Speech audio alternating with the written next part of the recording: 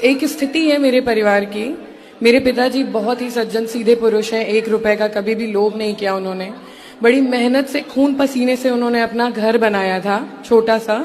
लेकिन मेरे चाचा ने, सगे चाचा ने गलत तरीके से वो घर लिखवा लिया और 60 साल की उम्र में मेरे पिताजी को मेरी माँ के साथ घर से बाहर निकाल दिया।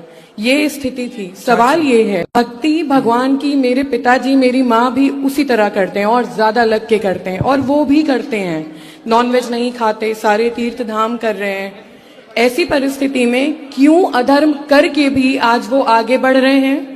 शरीर में कोई रोग नहीं है, हर तरीके से आगे बढ़ रहे हैं। और मेरे माँ बाप जो शुरू से लगे हुए हैं भक्ति में, दान दक्षिणा में, आज बेघर होके किराए के घर में रह रहे हैं और दर दर की ठोकर खा रहे हैं। ऐसा क्यों होता है गुरुजी?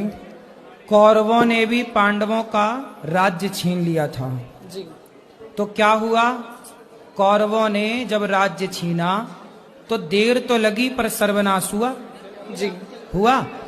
इसलिए पहला तो ये कि उनका सर्वनाश होगा यदि वो गलत तरीके से किए हैं तो, जिन्होंने किया है, पहला। दूसरा, अर्जुन को भी गांडीव उठाना पड़ा जी। और लड़ना पड़ा। कई बार अपने अधिकार की लड़ाई अपने को ही लड़नी पड़ती है। भगवान बोले मैं साथ हूं पर लड़ तू।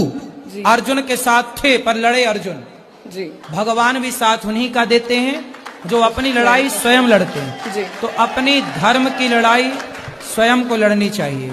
ये मेरे पिताजी हैं, बहुत घबराते हैं, बहुत तो आपको अपनी लड़ाई लड़नी चाहिए। क्यों लिखवा लिया आपने? केस नहीं किया?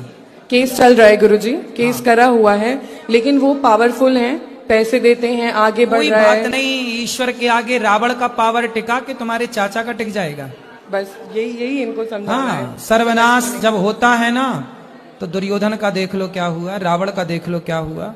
समझ ले तुम्हारे चाचा, वरना सर्वनाश निकट है, बोल देना। बस गुरुजी आपका आशीर्वाद चाहिए।